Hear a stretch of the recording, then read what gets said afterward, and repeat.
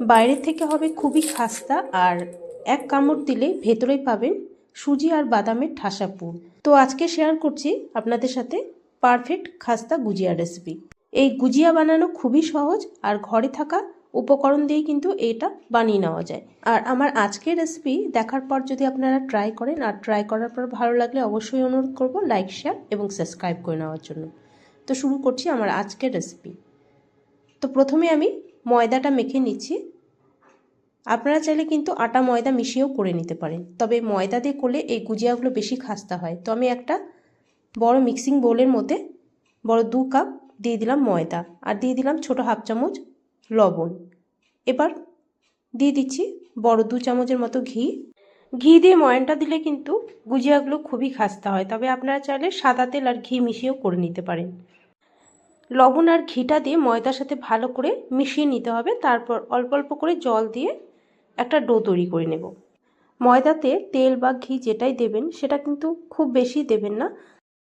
খুব বেশি হয়ে গেলে যখন আমরা এগুলোকে ডিপ ফ্রাই করব তখন কিন্তু বেশি অয়েলি হয়ে যাবে, তাই পরিমাণ মতোই দিতে হবে। তো ভালো করে ময়দার সাথে মিশিয়ে নিলাম। এবার অল্প অল্প করে জল দিয়ে একটা ডো তৈরি করে নিতে হবে। আর এই ডোটা কিন্তু খুব বেশি নরম হবে না, একটু শক্ত করে মেখে নিতে হবে, আবার খুব যেন বেশি শক্তও না হয়ে যায়। তো অল্প অল্প করে জল মিশিয়ে ডোটা তৈরি করে নিচ্ছি।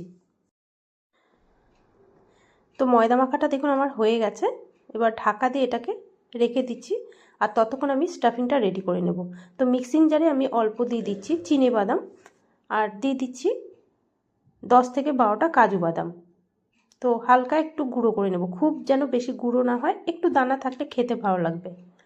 আমি এখানে কাজু বাদাম ব্যবহার করেছি, আপনারা শুধু কিন্তু চিনে বাদাম দিয়েও করে নিতে পারেন। তো দেখুন গুঁড়োটা হয়ে গেছে। এবার কড়াই বসিয়ে কড়াইতে আমি ছোট 1 চামচ দিয়ে দিচ্ছি ঘি।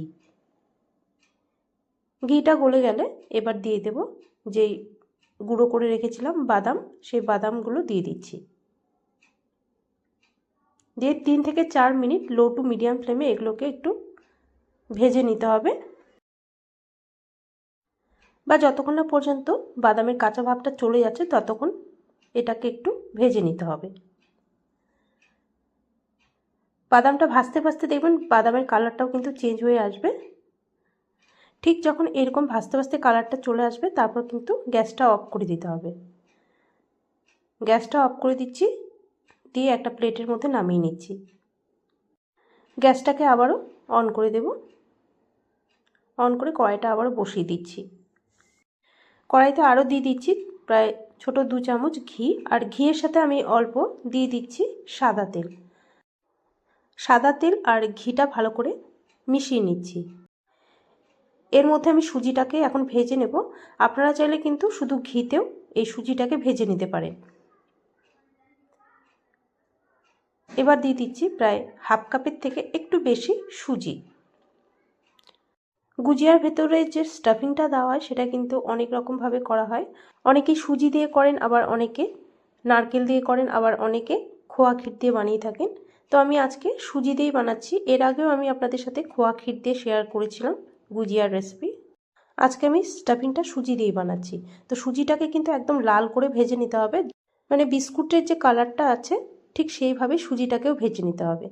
সুজিটাকে লাল করে ভেজে নেওয়ার পর এর মধ্যে আমি অর্ধেকটা নারকেল দিয়ে দিলাম। নারকেলটাকে আমি মিক্সিং জারে একটু গুঁড়ো করে নিয়েছিলাম। নারকেলটা সুজির সাথে ভালো করে মিশিয়ে নিয়ে এবার আমি এর মধ্যে বড় 2 চামচ গুঁড়ো দুধ দিয়ে দিচ্ছি।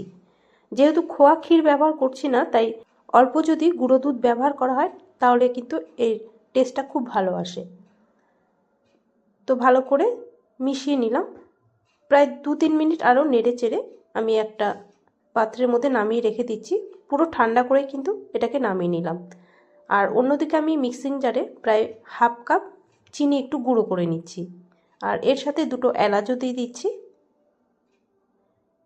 তো চিনিটাকে দেখুন গুঁড়ো করা হয়ে গেছে, আর এদিকে সুজিটাও ঠান্ডা হয়ে গেছে। এবার এর মধ্যে ভেজে রাখা বাদামগুলো দিয়ে দিচ্ছি, আর যে চিনিটা গুঁড়ো করে রেখেছিলাম সেই চিনিটাও দিয়ে দিচ্ছি এর মধ্যে। দিয়ে ভালো করে চামচ দিয়ে মিশিয়ে নিচ্ছি। আমার মনে হচ্ছে চামচের থেকে হাত দিয়ে মিশিয়ে নিলেই ভালো হবে। তো হাত দিয়ে এখন মিশিয়ে নিচ্ছি ভালো করে। তো আমাদের স্টাফিংটা কিন্তু একদম রেডি হয়ে গেছে। এবার ময়দা মাখাটা দেখে নিচ্ছি। আমি 10 মিনিট একটু রেস্টে রেখেছিলাম। আবারও একটু ভালো করে মেখে স্মুথ করে নিতে হবে ডোটাকে। তো মেখে একটু স্মুথ করে নিলাম। এবার এর থেকে ছোট ছোট করে লেচি করে নেব। তো এই সাইজেরই লেচিগুলো করে নিচ্ছি। যেমন আমরা লুচির জন্য লেচি করে থাকি ঠিক সেইভাবে লেচিগুলো করে নিতে হবে। এবার এগুলোকে একটু ময়দা ছড়িয়ে বেলে নেব। গুজিয়ার জন্য এই রুটিটা যেন খুব বেশি পাতলা না হয়, একটু মোটা করে বেলে নিতে হবে। আর গুজিয়াগুলো যদি এক মাপের করতে চান তাহলে কিন্তু এইভাবে একটু বেলে নেওয়ার পর বাটি দিয়ে যদি একটু কেটে নেওয়া যায় তাহলে একদম সবগুলো এক মাপের থাকবে গুজিয়া। তো এবার এই সুজি স্টাফিংটা দিয়ে দিচ্ছি, একটু ভরে ভরেই দিচ্ছি। একটু বেশি করে দিলে এই গুজিয়াগুলো খেতেও ভালো লাগবে, তবে খুব যেন বেশি না হয়ে যায়। বেশি হয়ে গেলে কিন্তু পরে মুখটা বন্ধ করার সময় অসুবিধা হয়ে যাবে। এর মুখটা বন্ধ করার আগে রুটির চারদিকে কিন্তু একটু জল লাগিয়ে তারপর মুখটাকে ভালো করে সিল করে দিতে হবে। আর এটা কিন্তু খুবই ইম্পর্টেন্ট, নয়তো গুজিয়াগুলো ভাজার সময় কিন্তু খুলে যেতে পারে। মুখটাকে ভালো করে সিল করে দেওয়ার পর এবার আমি একটা ডিজাইন দিয়ে দিচ্ছি। আর এই ডিজাইনটা সবাই জানেন, আমরা যে পুলি পিঠে বানাই ঠিক সেইভাবেই কিন্তু আমি ডিজাইনটা করে নিচ্ছি। তো দেখুন এটা কিন্তু হয়ে গেছে। তো এইভাবে সবগুলোকে বানিয়ে নিতে হবে। তো আমি আরেকটা আপনাদের বানিয়ে দেখিয়ে দিচ্ছি। ঠিক একইভাবে রুটিটাকে বেলে মাঝখানে স্টাফিংটা রেখে সাইড দিয়ে একটু জল লাগিয়ে মুখটাকে ভালো করে সিল করে ডিজাইনটা দিয়ে দিতে হবে। তো সবগুলো আমি বানিয়ে নিচ্ছি, তারপর আপনাদের দেখাচ্ছি।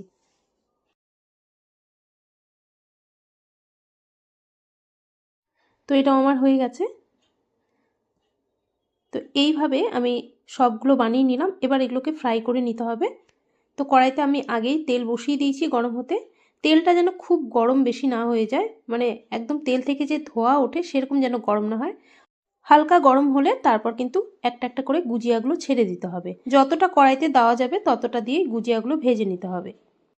আর এই সময় গ্যাসের ফ্লেম মিডিয়াম টু লোতে রেখে কিন্তু ভেজে নিতে হবে।